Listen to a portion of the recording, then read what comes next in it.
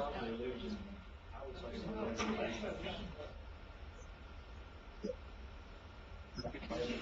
Okay, everybody, let's give attention up here. And tonight our topic is going to be really simple. This is a principle that will help you in your Bible study. And it's basically this. Look for the headings. Look for the summaries. That's pretty much it. Look for the headings. Look for the summaries. When I was going through school for years and years, and a lot of y'all have had the same experience, some of the classes I took were just hard for me to get. They were hard for me to understand. Am I the only one that ever had that experience? Well, then I learned that if I was going to pass the test in that class, I needed to get into the textbook, and I needed to look for the chapter headings, and I needed to look for the summaries.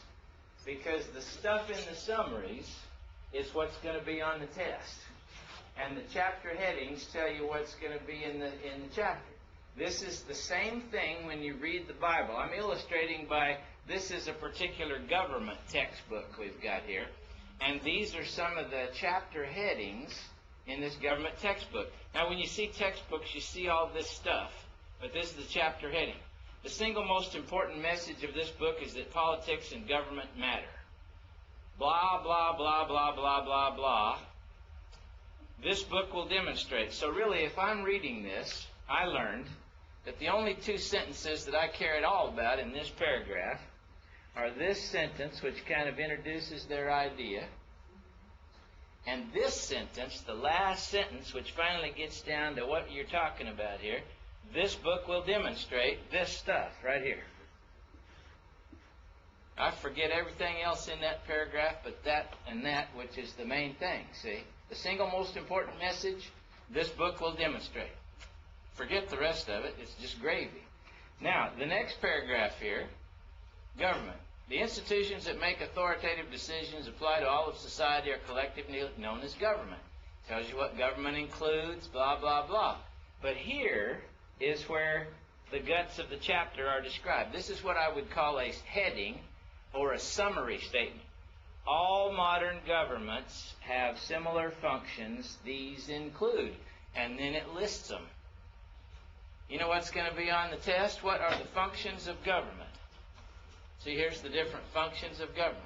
So I'm going to, and there's going to be pages on this, and page on this, and page on this, but I'm not going to read all that stuff. If I do, I'm not going to worry too much about it. What I'm going to do is I'm going to memorize the 5 functions of government. You see what I'm saying? You get the chapter summary. And the same thing you can do all over the place. You say, well, that seems like you're not doing enough. No, what I'm doing is, it's like if you come into my office and you just start yammering about everything hither and yon. I'm going to say, eventually I'm going to say, now what did you come in here for? What is it you actually want to say to me? And then you spit it out. See, that's what I'm interested in. See, not all the rigmarole. What did you come in here to say? So, in the Bible, and there's nothing in the Bible that's rigmarole, but if you can find the headings and the summaries. I'm not talking about stuff that men have put in there. I'm talking about the actual headings and summaries that are in the actual text of Scripture. If you can find those, then those are the keys to understanding everything else around it. I'm going to give you some examples tonight. First, I want you to turn to the 5th chapter of Matthew. 5th chapter of Matthew. The Sermon on the Mount. All of us have studied the Sermon on the Mount, read Matthew 5, 6, and 7, and we've had classes on the Sermon on the Mount, blah, blah, blah. Let's review some things briefly we've talked about in other classes. We've talked about looking for recurring words and phrases and stuff like that, okay? And patterns in the text that are repeated patterns. We've talked about that. We're going to see some of these illustrated here. But in all my years of studying the Sermon on the Mount, I have come to the conclusion that 5:20, chapter 5, verse 20, is what I would call the heading or the thesis statement or the summary of the guts of the message of the Sermon on the Mount. What is this sermon about? I talk to our other ministers sometimes, and like sometimes Jason Harriman and I are talking about what he's going to preach or what he has preached or something like that, and I say, Jason, give me one sentence that explains the central message of your sermon. In one sentence, what are you trying to get across? If you can't do that, you haven't got it yet. See? There should be one sentence that tells exactly what that sermon's about, and your points in your sermon should support that one sentence. That's like in you're writing a paper, that's your thesis statement in the paper. Right, Miss Patsy? You've got your thesis statement, and that's what your paper's going to be about. All right, this is the thesis statement of the Sermon on the Mount. Jesus says, I tell you that unless your righteousness shall surpass the righteousness of the scribes and Pharisees, you will never enter the kingdom of heaven. There are a couple of key words in here, but the most important word is righteousness, and he lists two different kinds of righteousness. He talks about your righteousness, and then he says that of the scribes and Pharisees, or some translations will say the righteousness of the scribes and Pharisees. So there's a comparison between true righteousness and the righteousness that was practiced by the scribes and Pharisees. And the thesis statement is, your righteousness has to be better than theirs, or you're not going to get there. And then he gives examples. Now, one of the things that led me to this is earlier in the passage, as you're looking for things that recur, you all know about the Beatitudes. But you go back here to one of the Beatitudes, blessed are those who hunger and thirst for righteousness. See that?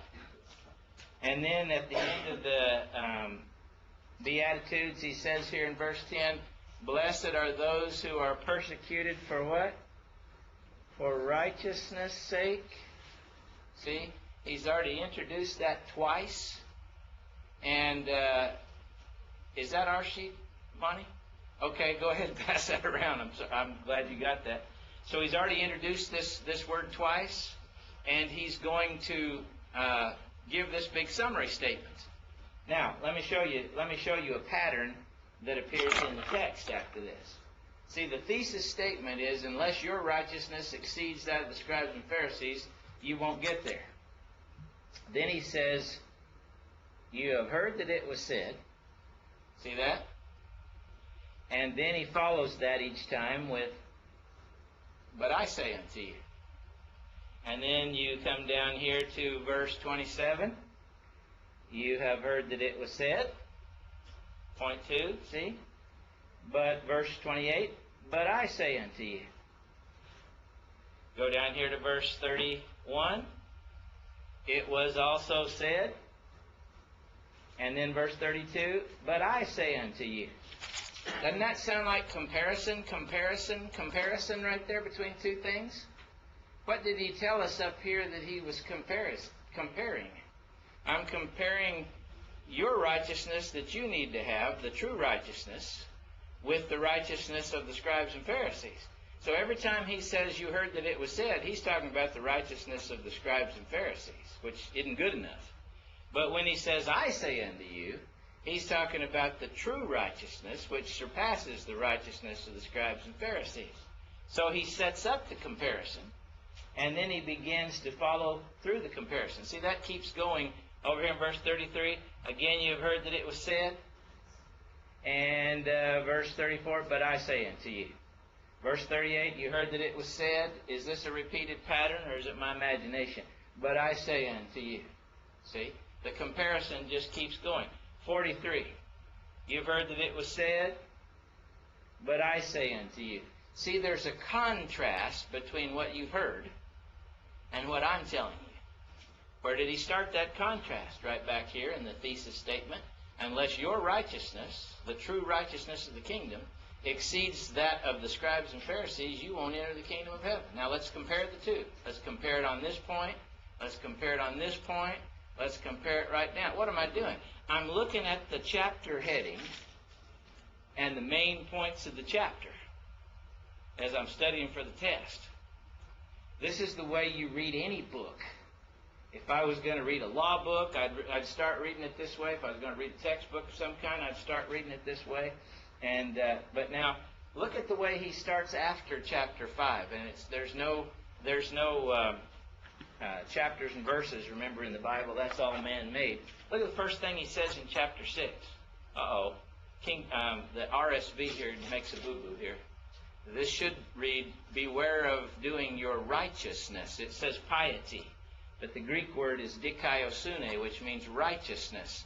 So beware of practicing your righteousness. How many of you have righteousness there in 6:1? Okay.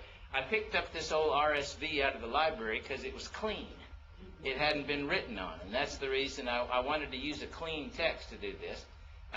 So, you know, your righteousness needs to be done for the sake of the Father in heaven, not for the sake of what people are going to see. That is still this same idea.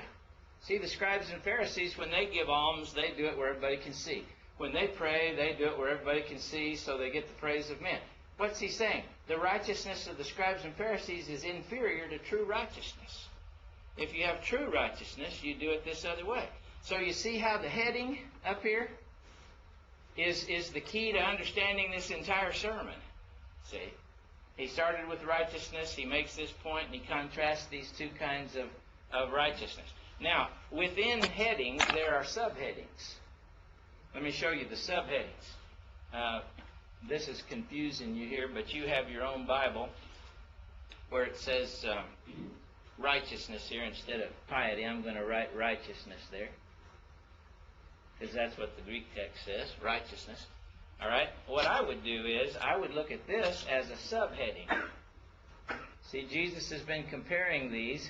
Don't do your righteousness before men to be seen by them. All right? Now, when you give alms, that's example number 1 of how you can do righteousness to be seen of men, or you can do it for God for the right reason. Example number 2, under that subheading right there, and when you pray. See? Don't do that to be seen of men. Go into your own closet and pray to God in secret. Have a real personal prayer life. That way your righteousness will surpass the just so other people can see righteousness of the scribes and Pharisees. See? And then the third one, then down here is in verse 16. You got to read a little ways. And when you fast. See the similarity here? When you give alms, when you pray, when you fast. And he makes the exact same point in each of these cases, that you shouldn't do it before men in order to be seen by them. So again, chapter 6, verse 1 is the heading that covers you all the way down through chapter 6, verse 17. When you see how the chapter is organized, doesn't that help you see the basic meaning of the chapter? And see, this is a little subheading here. But the big, fat, main, if I said, Jesus, Jesus, Jesus. Jesus, can you tell me in one sentence what you want to say to these people today in this thing that's going to come to be known as the Sermon on the Mount? Jesus would have looked me right square in the eye, and he would have said, except your righteousness shall surpass the righteousness of the scribes and Pharisees, you will not enter the kingdom of heaven. Let me give you some examples of that. You've heard that it was said, but I'm saying to you, you've heard that it was said, and I'm saying to you. Then when he finishes that, he says, and furthermore, you shouldn't do your righteousness just to be seen of men. You ought to do it for God and for God's sake alone. Let me give you 3 examples of that. When you give alms, do it like this. When you pray, do it like this. When you fast, do it like that. Doesn't it help you to see the headings? Look for the headings. As you're reading through a book of Scripture, try to find and identify the headings and the subheadings. And when you think you've identified the headings, look for what the points are under the headings. You can find them because they're there. Okay? You just have to look for them. A lot of times we just read the Bible and we think, oh, this is just the Bible. There's no organization here. There's no There's no, this isn't structured on purpose. This is just helter-skelter. No, it's not. No, it is not. And one of the things we're trying to get you to see in this class is there's all kinds of intentional structure in the Bible.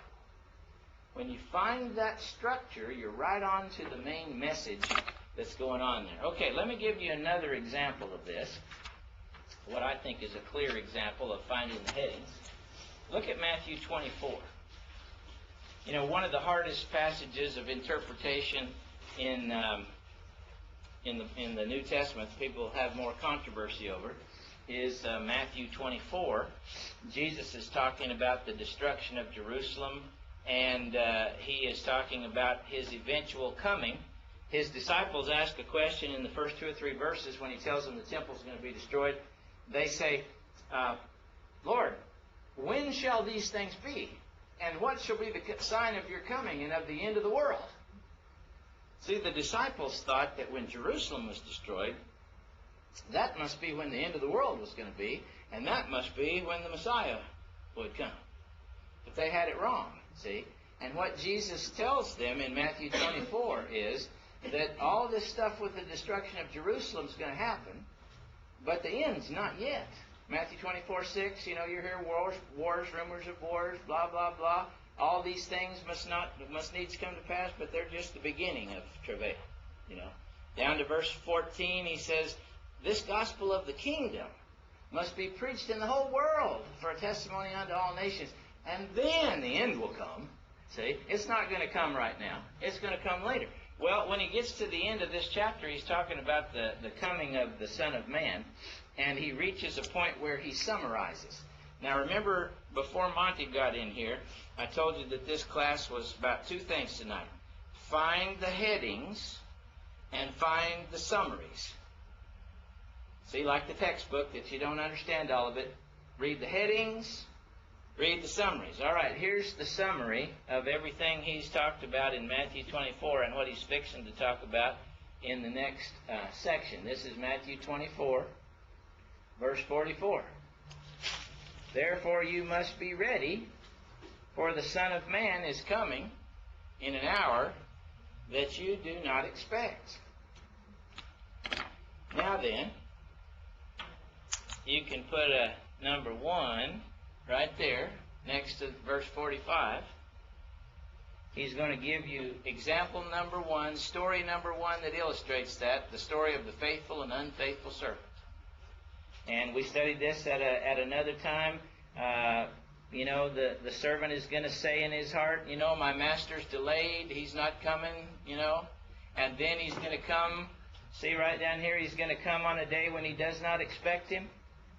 Does that look kind of like the heading up here in yellow? See what I'm talking about? So we've got illustration number 1 of what the heading says right there. Then right here at chapter 25, verse 1, you can put number 2 right there. See? Story number 2 that illustrates this right here. You must be ready, for the Son of Man is coming at an hour you don't expect, is the story of the wise and foolish virgins. Remember them? The wise ones took plenty extra oil. See? They were ready to wait as long as it took. No matter how long it took, they were going to be ready. The foolish ones just took the oil that was in their lamps. They didn't plan on waiting very long. They didn't plan on the master being delayed. They didn't understand this principle right here. You must be ready, for the Son of Man will come in an hour which you do not expect. So they didn't think it would be midnight or after when he showed up, when the bridegroom showed up, but it was, and they'd run out of oil, see. They weren't ready. Then point number 3 is over here at verse 14. 14. That is the story of what we would call the talents. See, the story that... see, look at the ending, by the way, of the story of the wise and foolish virgins up here. Watch, therefore, for you don't know the day or the hour. Compare that to our heading statement up here. Therefore you must be ready, for the Son of Man is coming in an hour you do not expect. Any similarities there? See what I'm talking about? So The second story about being ready when you least expect it for the long haul, whatever, is the story of the wise and foolish virgins. Then 14 starts the story of the talents. That's the third story. And this is when he comes back and finds them not doing what he wanted them to do, the one that was the one with the one talent that buried it in the ground. Then, look at what happens after the three stories. Let's go over here to the Matthew 25, verse 31. When the Son of Man comes in his glory, see, when he finally does come, now see, he started out saying, therefore you must be ready, for the Son of Man is coming in an hour you do not expect. Then he told three stories to illustrate that one point right there. And then when he got done telling those three stories, he went right back to it. Now when the Son of Man comes, see, like he said when he started out, all the angels are going to be with him, and this is what's going to happen. But you better be what when he comes? You better be ready. Doesn't it help to see the heading? Does it? Am I making this up, or is this really the heading? It's really the heading. Yes, sir. Well, you've got 14, Son of Man coming. Yes. Then you back up over there in verse 30, 24:30, you got the Son of Man coming. Yes. Same time? He's distinguishing between the destruction of Jerusalem when he comes to destroy Jerusalem and his second coming. And if you go to, you're getting into a section that I wasn't going to get into, but I will. If he goes over to, let's see here, go to verse 34. Truly I say to you, this generation will not pass away until all these things take place. He's talking about the destruction of Jerusalem. But look at the contrast in verse 36. But of that day and hour, meaning the coming of let me see, I'll get over here where you can see it on the screen. See, look at the contrast here. I'll draw it on here so you can see it clearly. Look at 34. This generation will not pass away till all these things take place. Key term there, these things. These is what's called a near demonstrative. You know what demonstrative pronouns are? These and those, this and that. Out of this and that, which is the near and which is the far? This is the near, that is the far. How about these and those? Which is the near? These is the near, those is the far.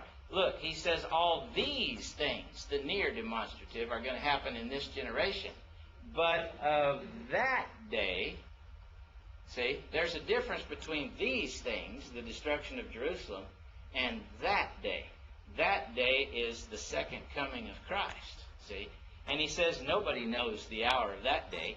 And that is the day, Brother Gary, that he's talking about when you get down to verse 44 there, where he says you must be ready, for the Son of Man is coming at an hour you do not expect. But throughout the chapter, verse 6, verse 14, he's dispelling the idea, going back and forth, saying, you think this is all going to happen at once, but it's not. There's going to be wars, and Jerusalem is going to be destroyed. But the end is not yet. See? Is 36 the dividing line? Well, there's not a clear dividing line. He goes back and forth. And that's one of the things that Gary's seeing in the text there. He goes back and forth. But if you follow the back and forth, he's contrasting the destruction of Jerusalem with his second coming. Most of the first part of the chapter is about the destruction of Jerusalem. But he does make a clear distinction between the two. And then, of course, see, there's clear continuity between this statement here, these three stories, and the summary here in 25:31, where he says, when the Son of Man comes in his glory and all the angels with him, then he'll gather them before him, sheep and goats, right and left. He'll say to those on his right hand, come ye blessed of my Father, inherit the kingdom. He'll say to the ones on his left hand, depart from me, ye cursed. That's not the destruction of Jerusalem. That's the eventual second coming of Jesus Christ. Well, like you go to court. He said sometimes this stuff in Matthew 24 is just hard to slice and dice, just like you want it. Yeah, it is, but one of the keys to it, one of the keys to the interpretation of it, find the headings and the subpoints. Any passage you're going to read, if you can discover the headings and the points under the heading, it will make it very much more clear to you. Now, this doesn't just pop out at you. You have to read it a few times, and all of a sudden you'll say, wait a minute. This verse seems to be saying everything that is said after this. Wait a minute, maybe this is the heading. Let me show you another one here that you'll see. I like to show completely different texts and show the same principle being used in different texts. Look at Ephesians chapter 4.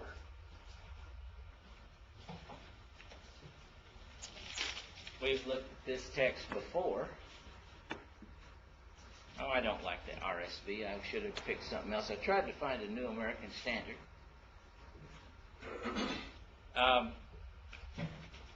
Some of you in this one, it says, I beg you to lead a life worthy of the calling with which you have been called. How many of you have a translation that says, I urge you to walk worthily of the calling which you were called? Walk. How many of yours says live? Okay. The Greek word is peripateo, which means to walk, but it does mean the way you live. Okay. So live a life worthy of your calling. He basically talks about how to live within the church and work together in the church down through verse 17. Then look at, verse 16. But now look at verse 17.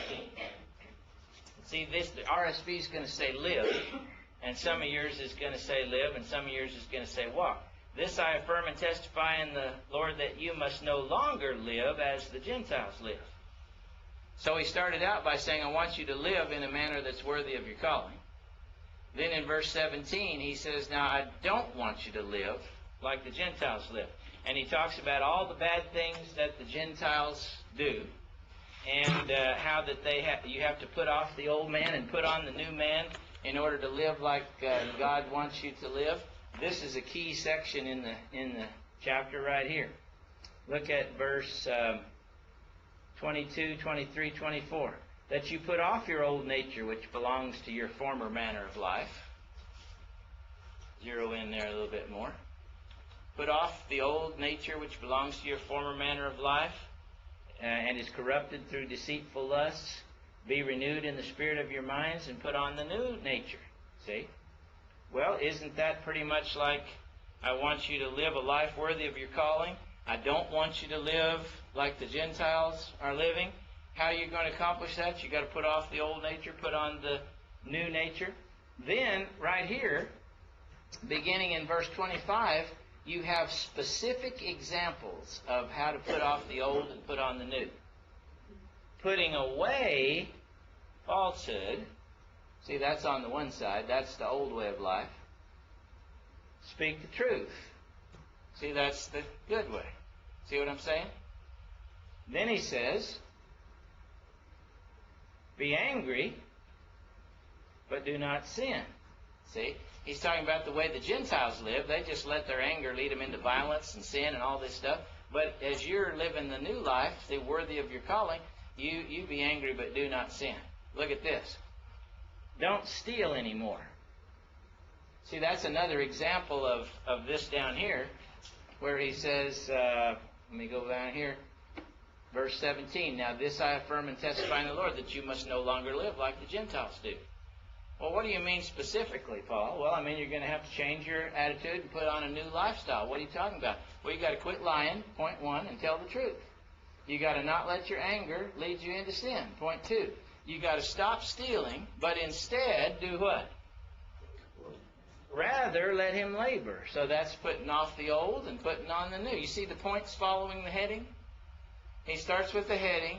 He follows with the points. See? Then he talks about your speech down here. Let no evil talk come out of your mouths. But whatever fits the occasion, that it may part grace to those that hear. In other words, talk the way it'll build people up. These are just point of specific examples of what he said in chapter 4, verse 1, chapter 17, verse 1. Now, if you have a walk translation, and it's interesting that the Revised Standard now in chapter 5 starts to translate it walk. It's exactly the same word all through here. But now they're going to translate it walk instead of live. Translate it literally, walk in love. So if you go back to 4:1, walk worthily of the calling with which you were called.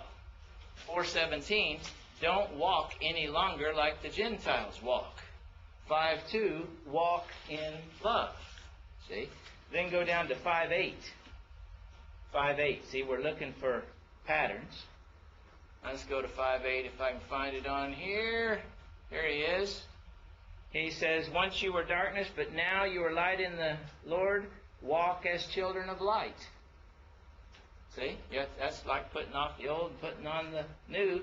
And then he summarizes this right here in verse 15 when he says, be very careful how you walk. So 4:1, walk worthily of your calling. 4:17, don't walk like the Gentiles walk. 5:2, walk in love. 5:8, walk as children of light. 5:15, be very careful how you walk. See? You've got to spot those things that are recurring, and it tells you that this is really what this section of text is about. It's about lifestyle, and it's comparing the lifestyle of the Gentiles, the non-Christians, to the lifestyle of Christians, and the difference in that. Now let me show you something cool here at the end of this. One of the ways that you keep walking like God wants you to walk is you, instead of being drunk with wine, you're filled with the Spirit. Remember that passage we dealt with before, Ephesians 5:18, and how to be filled with the Spirit, those words that come after it? But the last verse in this section, the last part of being filled with the Spirit, he says, be subject to one another, or submit to one another, out of reverence for Christ. That becomes the heading for the whole next chapter. Example number 1, wives and husbands. He deals with the wives, then he deals with the husbands. Look at this right here. To one another. See? The wife needs to be subject to the needs of the husband. The husband needs to love his wife and thus be subject to her needs. See? And first you have point 1, husbands and wives. That goes down through the end of chapter 5. Look at chapter 6, starting with verse 1, if I can find it here. Where are you? 6:1. There it is. Second example, point 2 under, be subject to one another. Children, obey your parents. So children and parents. And see, he comes back to fathers here in verse 4. Just like he comes first to wives and then to husband. First he talks to children, then he talks to fathers. You see how he's dealing with both parties in the relationship? The heading is 5:21, where he says, be subject to one another in the fear of Christ. In other words, treat each other the way you treat each other because of your relationship to Christ. Point 3 starts here in verse 5, where he says, slaves and masters. Slaves, be obedient to your masters. So first he addresses slaves. And then if you go down here a little bit further, in verse 9, he gets around to the masters. See? Slaves and masters. So what's the heading of slaves and masters? What's in 5:21 where it says, be subject to each other out of respect for Christ? What's the heading of children and parents? It's 5:21. Be subject to each other out of the fear of Christ. What's the heading for husbands and wives? It's 5:21. Be subject to one another in the fear of Christ. So you've got the heading, and then you've got point 1, husbands and wives. Point 2, slaves and or children and parents. Point 3, slaves and masters. See, some of you are hung up on the word subject. See? And you're thinking superiority and stuff like that. That's not what the word means in this passage. It means that instead of being selfish and thinking about your own interests and needs, you're going to submit yourself to the needs and interests of the other person. So the slave is not going to think about himself. He's going to think about doing what's good for the master. The master's not going to think about himself. He's going to think about what's good for the slave. Yes, Brother Gary? What does the word subject mean there in verse 24? In verse what? 24. It's talking about wives Read the first part. doing what their husbands tell them to do, and also taking care of the needs of their husbands. Read the first part. Yes? But see, you're looking at the micro and you're not looking at the macro. See, you're looking at one verse instead of looking what the whole section's about. It's about the responsibility of both parties in the relationship. Yes, the wife is supposed to follow the leadership of her husband. I'm not questioning that in any way. But the example is the church being subject to Christ. Yes, but it's also, if you go on down a little bit, Christ's love and care for the church, which is the other side of that equation. And that's 5:21, where he says, what does 5:21 say? It says, be subject to who? To one another. One another is reflexive. It goes like this. It's not one way. It's reflexive. In all those cases. Yes, Brother Monty? I've got the two versions I can flip back and forth between the English Standard Version and NIV. It's interesting how 21 in the English Standard Version is separate from that section. But in NIV, it actually brings it down into, as a heading, like you said. Well, it's actually the last thing in the previous section, but it's also the heading for the next section. NIV, whoever they decided, they brought that into... Yeah, they recognized that it was the heading for that section. But the one another brings the relationships in. Now, it doesn't say that parents are going to obey their children. That's not the message. It's not saying that masters are going to obey their slaves or that husbands have to obey their wives, though it's a good idea sometimes. But it's not saying that.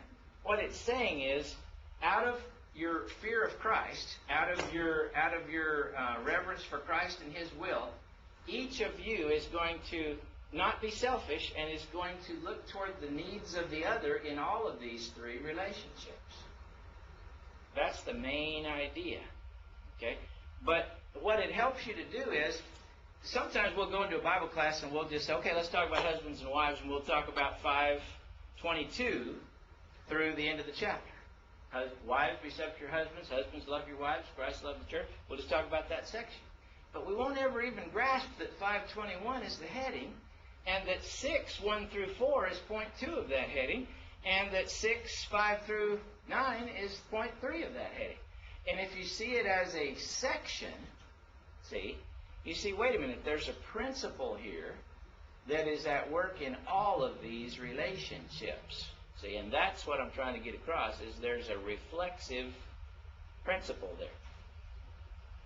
Yes, Brother Gary? It seems to me like what the Holy Spirit's saying to the Apostle Paul is, there's a divine order, the proper function of a household. Yes. The husband's job, the wife's job, and the kid's job. Yeah, and the slaves and the masters? Well, I mean, since we don't have any of those jobs house, I don't have to be. What do you make of this line right here? Look at verse 9 here in chapter 6. Masters, do the same to them.